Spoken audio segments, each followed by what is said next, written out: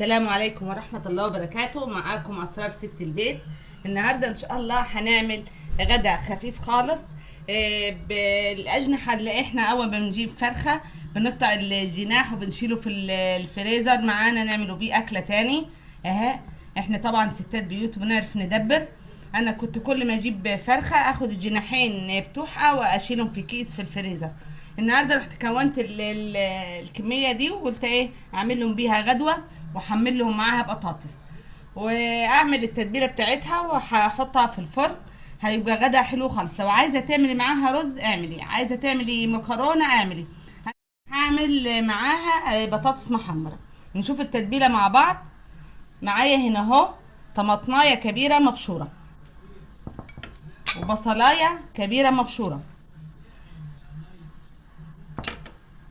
ومعايا الفلفل والتوابل بتاعتنا، الملح، بصل بودرة، توم بودر، بابريكا، فلفل اسود. عايزه تحطي معاها دس توم مطحون حطي. معايا توابل الفراخ، انا طبعا غسلاهم غسله كويسه مع الفرخه بتاعتهم لما باجي اقطعهم، وبغسلهم بالخل والليمون والملح والسكر.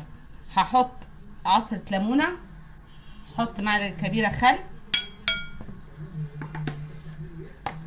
هحط شويه زيت وادعك كله ببعض كده، واتبل الجوانح بتاعتي تتبيله كويسه. يعني اكله خفيفه واقتصاديه في البيت. لما تكوني كده محتاره في غدوه تطلعي اللي انت شايلاه في الفريزر الجوانح بتاعتك دي، او لما تكوني برضو جايبه فرخه كبيره كده والعدد بتاعك انت صغير تشيلي حته من الفرخه. برضو جايبه كيلو لحمه تشيلي حته من اللحمه، وبعد كده هتلاقي معاكي كونتي طبخه من غير ما تحسي. اول ما تحتاجيها على طول تطلعيها من الفريزر، تعملي فراخ، تعملي حتتين اللحمه اللي انت شلتيهم تعمليهم باكله كده حلوه. تاخدي حته من الصدر وتشيليها، لان دايما صدر الفرخه بيبقى كبير كده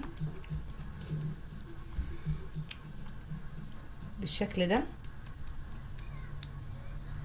واحط على الوش شويه فلفل اخضر على وشها كده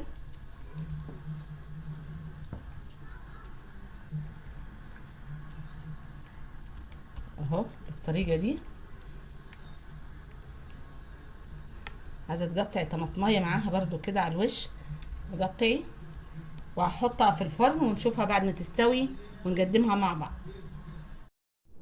وادي اهي الاجنحه طلعتها من الفرن، شايفين الشكل حلو خالص اهو ومحمره من فوق. والصوص بتاعها ده هو ممكن تاكليه مع رز ابيض بيبقى حلو خالص، او تاكليه بالعيش البلدي بيبقى طعمه حلو.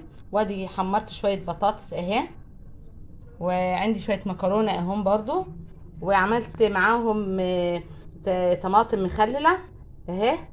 قطعت طبعا الطماطم وعملت التومه بفلفل اخضر، وحطيت لها كمون وملح وخل وليمون اهي، تبقى معاها الاكله حلوه خالص. وادي عملت اكله اقتصاديه من غير ما تكلفك باي حاجه.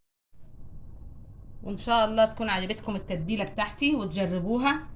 اكله اقتصاديه وما تتعبوش خالص، الحاجات موجوده عندك في البيت. وان شاء الله يعجبكم فيديو. والسلام عليكم ورحمه الله وبركاته.